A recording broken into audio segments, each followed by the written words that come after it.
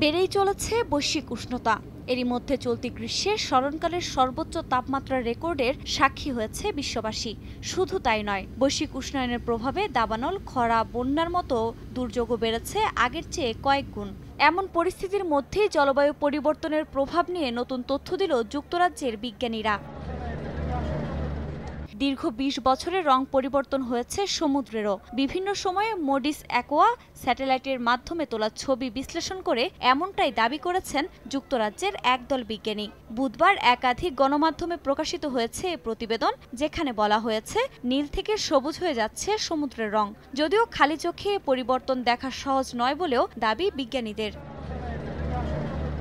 ভৌগোলিকভাবে পৃথিবীর ৩ ভাগ পানি এবং ১ ভাগ স্থল। প্রকাশিত প্রতিবেদনে গবেষকরা জানিয়েছেন, মৌসুমী জলবায়ু অঞ্চলের এলাকাগুলোতে সমুদ্রের রং পরিবর্তনের হার অপেক্ষাকৃত বেশি এবং গত ২০ বছরে সমুদ্রের যে পরিমাণ এলাকার রং পরিবর্তন হয়েছে, আয়তনে তা পৃথিবীর স্থলভাগের চেয়ে অনেক বেশি।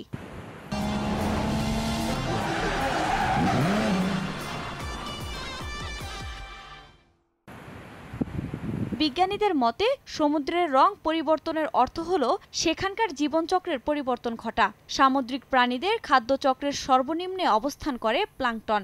যদি প্লাঙ্কটন বাড়ার কারণে পানির রং পরিবর্তন ঘটে, তাহলে তার কিছু ইতিবাচক দিক রয়েছে। যদিও এ নিয়ে খুব বেশি আশাবাদী হওয়ার সুযোগ নেই বলেও সতর্ক করেছেন বিজ্ঞানীরা। কেননা সমুদ্রে স্পর্শকাতর অনেক প্রাণী রয়েছে। বৈশ্বিক তাপমাত্রা বাড়লে এগুলো চিরতরে বিলুপ্ত হয়ে যাবে।